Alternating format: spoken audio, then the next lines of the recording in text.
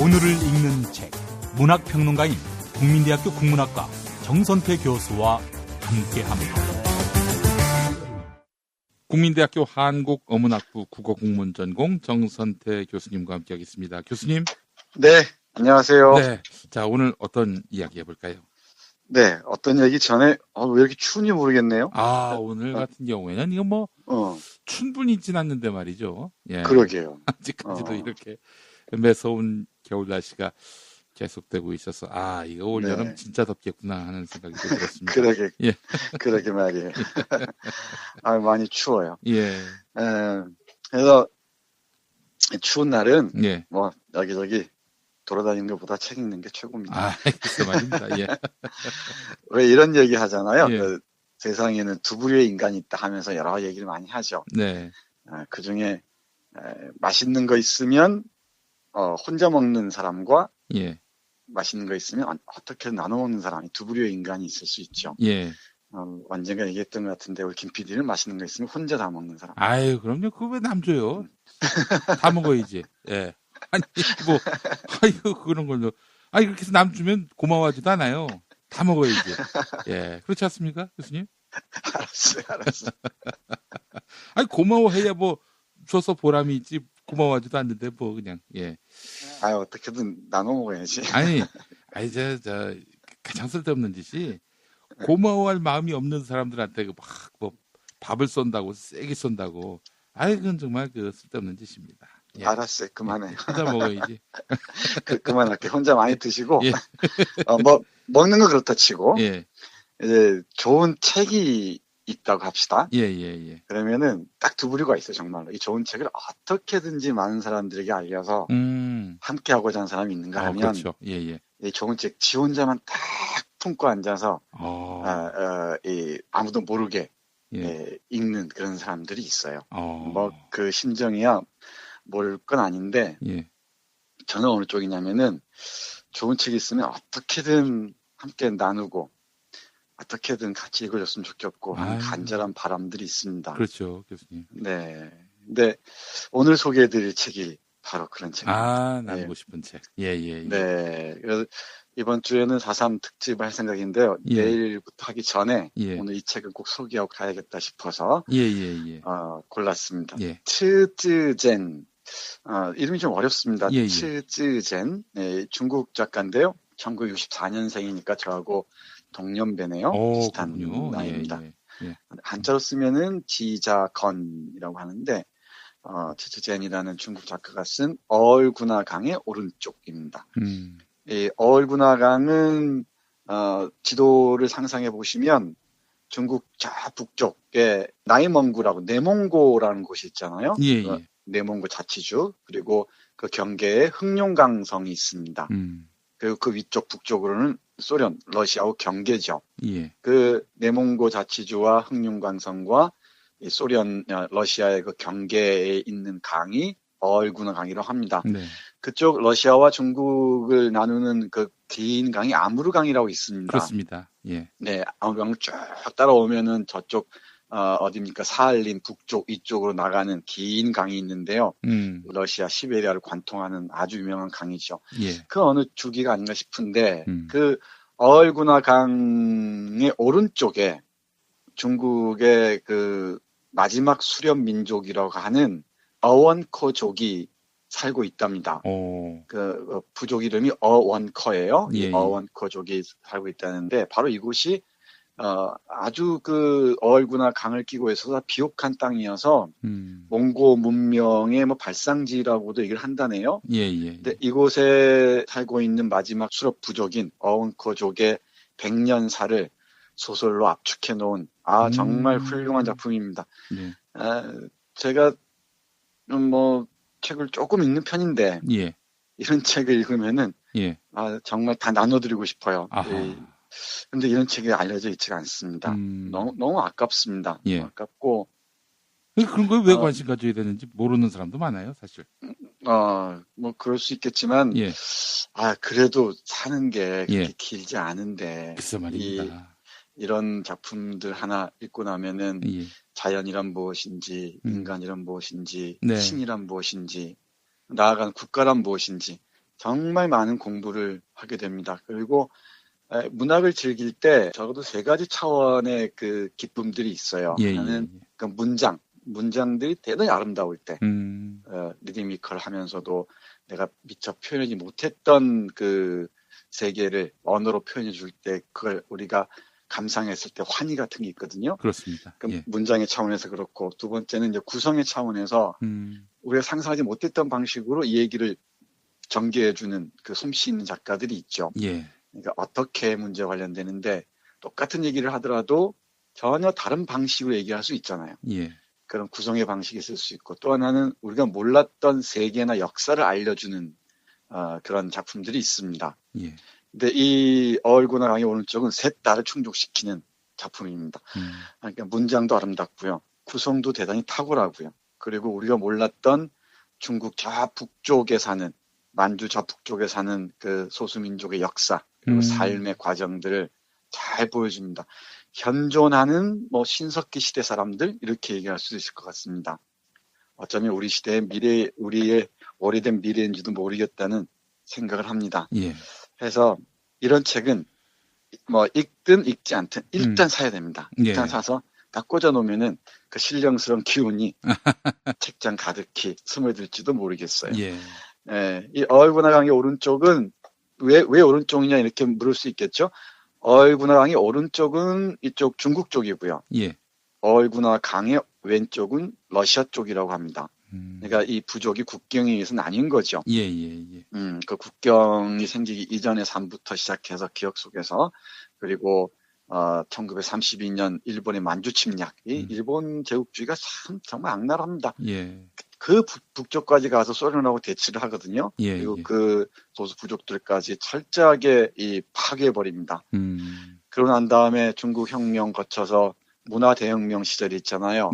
그 문화대혁명 때 또 이 한족에 의해서 이 소수민족들이 어떤 고통을 겪는지, 그리고 한족한테까지. 그렇습니다. 뭐 한족에 의해서 소수민족들이 겪는 고통은 잘 알려져 있죠. 티벳도 그렇고 뭐 유구르족도 그렇고요. 그러니까 중국의 거대한 국가에 54개인가요? 이 정도의 소수민족이 있습니다. 근데 중국은 체계적으로 그 내부 식민지화를 진행하고 있죠. 곳곳에 한족을 이식함으로써 소수민족들의 고유성을 박탈해가는 과정들을 체계적이고 아주 집요하게 실천하고 있습니다. 뭐 예를 들면은 연변 그 용정에 있는 윤동주문학관, 그 용정마을, 이런 곳이 대표적입니다만은, 그리고 마지막으로 1990년에서 2000년, 이게 2005년까지가 배경인데요. 2005년에 새로운 문명이 들어오면서부터 이제 영사기가 들어오고 뭐가 들어오고 하면서 그 고유의 삶들이 완전히 파괴되는 과정을 쓸쓸하게 보여주는 그런 작품입니다. 아름답고 슬프고 쓸쓸한, 제가 올해 읽은 최고의 작품입니다. 몇 구절만 보겠습니다. 이 어울구나 강의 강 오른쪽에 사는 어원커 부족의 삶을 나라는 사람, 화자가 나에 말하는 사람이 나가 90년 동안의 삶들을 기억하면서 쭉 펼쳐 보여주는 겁니다. 그러니까 이 소설에서 이야기하는 사람은 90이 넘은 할머니예요. 이 할머니가 이제 어린 시절부터, 몇 년이겠습니까? 1910년대 말쯤 되겠죠? 그때부터 2000년대 초반까지 그 삶들을, 이 어원커 부족의 삶을 쭉 펼쳐 보여줍니다. 여기 등장하는 수많은 인물들, 그리고 아름다운 삶들, 이건 직접 책을 읽으면서 경험하시고요. 몇 구절만 제가 여러분께 읽어드리겠습니다. 이 어원커 부족의 가장 신령스러운 동물은 술록입니다. 술록. 네, 술록 아시죠? 사슴 같은. 네, 맞아요. 네, 이 술록은 사슴보다 훨씬 커서 사람을 태우기도 하고 뭐 온갖 짐을 실어나기도 하고, 그래서 이 부족에게는 없어서는 안 되는 아주 귀한 가축입니다. 예를 들면은 이런 식의 표현이 있어요. 흰색의 술록은 대지를 가볍게 떠다니는 구름 같았다. 이런 표현이 있는데, 이 술록에 관한 찬사들 다 바칩니다. 이 술록은 그 초원에서 이끼를 먹으면서 생명을 유지해 가고요. 그리고 대지에 풀어놓으면은 실컷 그 이끼를 뜯어먹고 살다가 버섯을 먹고 살다가 다시 집으로 야영지로 돌아오곤 한답니다. 수련 민족이니까 한 군데 정착하는 사람들이 아니에요. 끝없이 옮겨 다닙니다. 이 우리렁이라는 이 마을 시족들 중심으로 이렇게 옮겨 다니면서 사는데 예. 이 술록들과 함께 쭉 이동합니다. 여기 술록에 관한 한 구절 보겠습니다. 예. 술록은 분명 신이 우리에게 내려준 선물이었다. 술록이 없으면 우리도 없었다. 비록 술록은 나의 가족을 앗아가기도 했지만 나는 여전히 술록을 사랑한다. 술록의 눈망울을 볼 수 없다면 한낮에 태양을 볼 수 없는 것처럼 한밤에 달을 볼 수 없는 것처럼 가슴 저 밑에서 탄식이 새어나온다. 네, 이렇게 술록과 더불어서 이 삶을 그리고 자연을 호흡했던 그 부족의 얘기들입니다. 그리고 제가 몇 군데 표시해 놓은 문장들이 있는데 너무 절절합니다. 술록과 더불어서 이 부족이 몹시도 사랑했던 게 자연이고요. 그 중에서도 나무들, 버드나무와 이 자작나무를 어떻게 사랑하고 또 이용했는지를 잘 보여주는데, 이런 구절들이 기가 막히게 아름답습니다. 여기 화자인 나가 있다 그랬잖아요. 예, 예. 이 나가 이제 소녀에서 이제 여인으로 자라가는 과정에 이른바 그 생리 현상을 겪게 되잖아요. 그 과정에서 이런 구절들이 나옵니다. 너무너무 아름답습니다.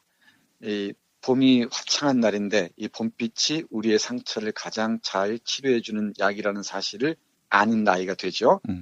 그 나이에 어머니는 이 아이에게 이 딸에게 필요한 이른바 생리대라는 게 있지 않습니까? 예. 그 생리대를 만들어줍니다. 생리대를 만드는 과정 제가 조금 읽어보겠습니다. 아이고, 그런 내용도 있었군요. 예. 네. 바람이 강변의 버드나무를 호호 불 때면 어머니는 언제나 벗겨낸 버드나무 껍질을 담은 바구니를 메고 야영지로 돌아오셨다. 불에 살짝 말려 훨씬 더 부드러워진 버드나무 껍질을 어머니는 가늘게 찢어 여러 번 발로 밟은 다음 복슬복슬하게 만들어 그늘이나 바람에 말려 저장해 두었다. 말린 버드나무 껍질이 어디에 쓰는 물건인지 그 용도를 물으면 어머니는 언제나 웃으시며 내게 이 다음에 크면 알게 될 거라고 했다. 이렇게 일찌감치 버드나무 헝겊을 사용하게 된 것은 내가 자작나무 즙을 특별히 좋아하는 것과 관계가 있을 것이라 짐작했다. 어머니의 영양 탓도 있었다. 어머니는 자작나무 즙을 우리보다 더 잘 마셨다. 그러나 마신 액체는 흰색이었지만 우리는 붉은 피를 흘렸다. 네, 이렇게 버드나무를 찢어서 작게 밟아서 이런 그 생리대를 만들었다는 거예요. 요즘 뭐 생리대를 어떻게 할 것인지를 둘러싸고 환경을 고민하는 사람들이 많은 생각을 한다고 들었습니다. 네. 이게 저는 오래된 미래가 아닌가 싶은데 앞부분에 이런 문장이 있습니다. 네. 어머니는 햇볕에 잘 말린 버드나무 껍질로 만든 헝겊을 내 몸 아래 깔아주셨다. 나는 그제야 해마다 봄이면 어머니가 왜 강가에서 버드나무 껍질을 벗기는지 알게 되었다. 버드나무 껍질은 우리 청춘의 샘을 빨아들였다. 이렇게 씁니다. 예. 그러니까 자연과 인간의 이 성장 과정이 어떻게 교감하는지를 잘 보여주는 이 문장이 아닌가 싶어요. 예. 우리가 얼마나 많은 그 일회용품들을 이용합니까? 그리고 그게 얼마나 많은 그 미세먼지나 무슨 공해로 다시 우리에게 돌아옵니까? 그러니까 이제 우리의 편리만 생각하지 우리의 그 감당해야 할 몫들은 피하려고 하는 경향이 있지 않은가 싶어요. 네, 해서 이런 구절들 수없이 많습니다만은 이 구절이 제 눈을 한동안 사로잡았습니다. 또 볼까요? 예. 이게 크게 새벽부터 정오 그리고 황혼 이게 3부로 나뉘어 있는데요. 1부는 정말 그 행복하게 살던 시절이고 2부는 일본이 침략했을 때 그리고 3부는 이제 중국에 의해서 국민국가로 포함될 때 이 과정을 보여주고 있습니다만은 여기 일본군이 들어왔을 때 얼마나 악랄하게 굴었는지 이 어원코어 부족의 삶들을 완전히 파괴해버립니다. 특히 남성들을 담보하다가 군대 훈련을 시키면서 규류를 하고요.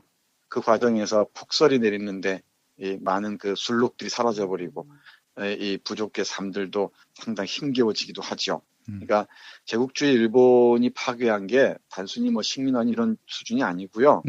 이 아시아 곳곳에서 수없이 소중한 가치들을 다 파괴해버렸다는 거죠. 이 점에 주목할 필요가 있을 것 같습니다. 요시다라는 일본군 장교가 하는 말 잠깐 들어보겠습니다. 재작년 너희와 같은 수련 민족 대부분이 산 아래로 소집되었다. 회의를 열어 각기 부족장을 새롭게 선출했는데 너희는 여기에서 누락됐다. 하지만 우리는 너희를 잊지 않았다. 우리가 왔으니 너희는 행복하게 살게 될 것이다. 소련 놈들은 모두 나쁜 놈들이다. 앞으로 그 놈들과 왕래하지 말도록. 일본인이야말로 너희가 가장 신뢰할 수 있는 친구다. 아, 이거 웬 말입니까, 이건 또. 네, 그러니까 이런 식으로 이 소련과 경계를 하면서 이 아시아 대동아 공영권을 여기 가서도 주장하고 있는 거죠. 이 소수 부족들의 삶의 다양성들을 다 파괴해버리는 겁니다. 그리고 수렵 부족이니까 다양한 그 짐승들, 동물들을 잡아서 이 가죽이나 이런 걸 교환하지 않겠습니까? 예. 근데 이 만주 축산 회사라는 걸 만들어서 완전 이런 펄값으로 이 수렵 민족의 물건들을, 문명의 물건들, 예를 들면 성냥이니 뭐니 하는 것으로 헐값으로 교환하는 겁니다. 예. 그러면서 이 부족의 삶 자체를 완전히 망가뜨려 버린 것이죠. 예. 이 부분들도 아주 조용조용한 언어로 깊이 있게 얘기하고 있습니다. 예. 네, 한 구절 또 하나 읽어드릴 부분이 있습니다. 예. 많이 표시해놨는데 좀 야한데 어떡하나? 아유, 뭐 어떻습니까? 예. 우리 김 PD가 어떨지 모르겠어.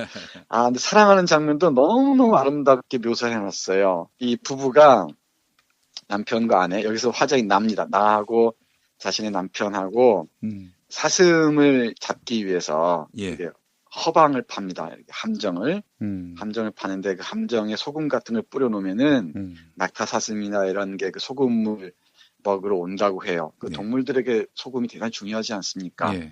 그러면서 이 부부가 이틀 동안 열심히 그 소금 함정을 만듭니다. 그리고 그 남편인 나지다가 내 귀에, 화자인 내 귀에 대가 되고 이렇게 말해요. 푹신푹신하고 말랑말랑한 함정이 꼭 멋진 침대 같아. 여기서 딸아이를 하나 만들어야겠어 라고 속삭입니다. 예. 그러니까 순간 이렇게 표현합니다. 내 눈앞에 마치 꽃나비가 우리 딸을 둘러싸고 있는 광경이 펼쳐졌다. 정말 좋은 생각이군요. 내가 맞장구를 쳤다. 이렇게 시작됩니다.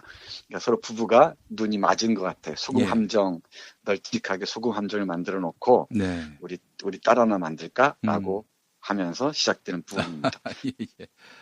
읽어도 될까? 그거 다 그 인간의 일상인데요. 뭘 그걸 감춥니까? 뭐, 예. 아니, 김 PD만 좋아할까봐. 예. 아닙니다. 부끄러워. 어떻게 하면 좋나. 예. 네, 읽어보겠습니다. 정말 아름답습니다. 따사롭기 그지없는 봄볕이 새로운 함정을 비추고 있었다. 환하게 내리쬐는 빗줄기가 마치 대지에 스며들어 땅속에 묻힌 소금의 싹을 싱싱하고 예쁘게 튀어줄 것 같았다. 우리는 열렬하게 서로를 끌어안고 봄볕에 시원한 바람을 주입시켰다.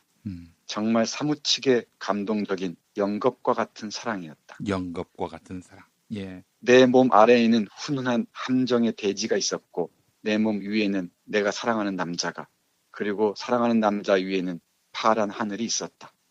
나는 그에게 안겨있는 동안 줄곧 하늘에 떠있는 구름을 바라보았다.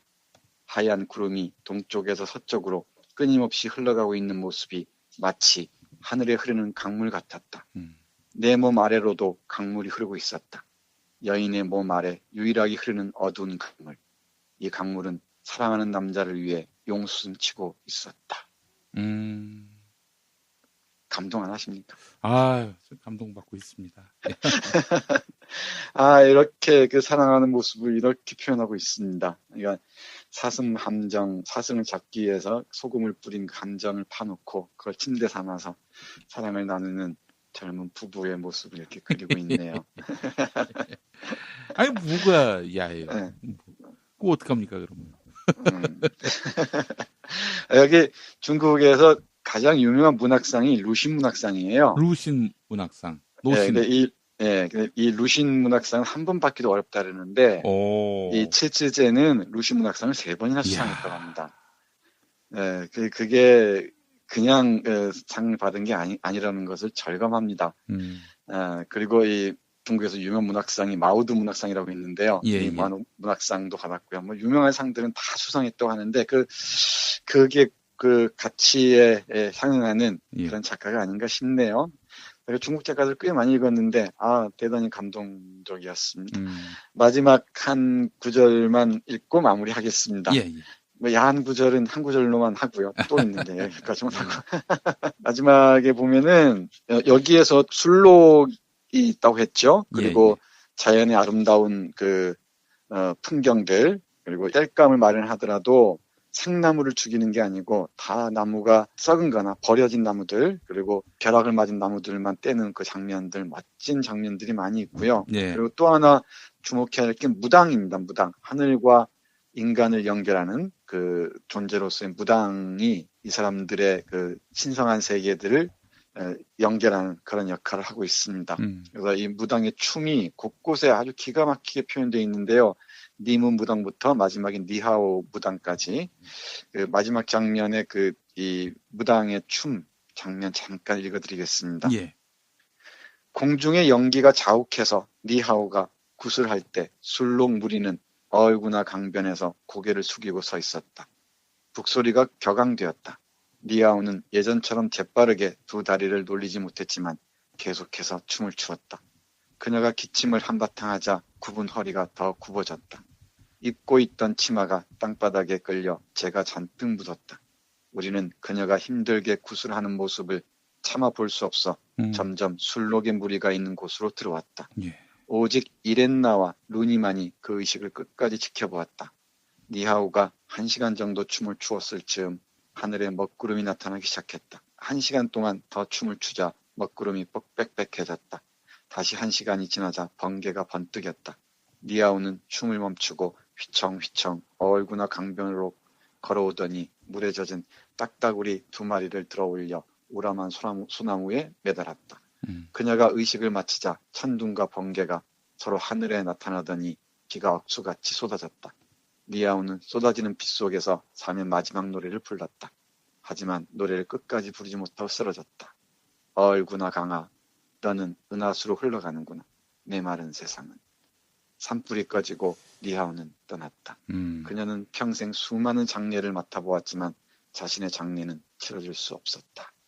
네, 가뭄의 땅에 천둥과 비를 몰아오는 이 무당의 춤을 그려보는 장면입니다. 소설 마지막 부분에 있는 이 구절인데요. 중화인민공화국에 포함되면서 국민국가로 표준화, 획일화되는 과정에서 소수 부족, 수렵민 부족의 삶이 사라지는 그 쓸쓸한 얘기들을 마지막에 담고 있는 것으로 보입니다. 네, 앞에서 오래된 미래가 생생하게 펼쳐진다고 말씀드렸는데 이런 작품 한번 읽어보시면은 정말 긴 여운과 함께 인간이란 무엇인지, 자연이란 무엇인지, 그리고 인간과 관계를 맺는 신이란 무엇인지 이러저런 생각에 많이 이 며칠 밤이 훌쩍 지나갈 것이라고 생각을 해요. 네, 정말 강력하게 추천한다. 너무 아깝습니다. 이런 책들이 그냥 묻혀버리고 잊혀버리는 게 너무너무 아깝습니다. 예. 네. 아울러 말씀드리면 이 책이 간행되는 이 출판사, 들녘이라는 출판사인데요. 예. 아주 귀한 책들을 잘 냅니다. 근데 알려져 있지가 않은 것 같아요. 저도 뭐 그 출판사하고는 아시겠지만 전혀 관련이 없고 잘 모르는 분들입니다만은 어떤 분들인지. 예. 좋은 책들이 너무 많아요. 리스본행 야간열차부터 차가운 피부, 이 빅투스, 콩고의 판도라, 특히 콩고의 판도라가 기가 막힙니다. 이런 책들은 아껴주셔야 됩니다. 네. 어떻게 할지 모르겠네요. 오늘은 제 취향을 너무나 여러분이 강력하게 요구한 게 아닌가 싶어서 조금 미안하긴 합니다만. 예. 맛있는 책은 함께 나눠야 더 맛있습니다. 그렇습니다. 예. 알겠습니다, 교수님. 오늘 만주지방 말 달리고 달려가 봤어요. 네, 그렇습니다. 네. 근데 참 만주를 우리가 무슨 동네 얘기하듯이 뭐 남원 임실 얘기하듯이 이렇게 얘기할 동네는 아니지 않습니까? 어마어마하게 광활하니까요. 네, 어마어마한 곳입니다. 네. 저는 이제 식민지 시대 공부하다 보니까 만주에 대해서 이래저래 관심을 기울이게 됐어요. 근데 정말 넓은 곳입니다. 저 남쪽 달해부터 시작해서 저 흥룡강성 저 위쪽 끝까지 어마어마한 곳인데 그것을 우리는 그냥 뭐 간단하게 생각하는데 그렇지 않습니다. 말씀하신 김에 딱 떠오르는 게 있는데 바로 이곳이 한민족의 삼터이기도 했다는 거죠. 예를 들면은 그렇죠. 고조선 말기에 등장했던 부여라는 곳이나 오래전에 역사 시간을 배웠는지 모르겠습니다만은 옥저, 동해 이런 나라가 있었잖아요. 그 고대 국가 중에 그 고대 국가의 그 그 삶들이 이 어언커 부족의 삶과 비슷하지 않았는가 이런 얘기를 한 사람도 있어요. 뭐 그럴 수 있겠다 싶습니다. 그러니까 역사책에서 2000년 전 무렵의 삶을 최근까지도 살아온 사람들이죠. 그 사람들의 삶의 그 흐름들을 보면서 인간의 과거와 미래를 동시에 가늠할 수 있는 게 이 책이 우리에게 던지는 강력한 메시지가 아닌가 싶습니다. 네. 알겠습니다. 아유, 교수님 오늘 말씀 잘 들었습니다. 네, 고맙습니다. 예.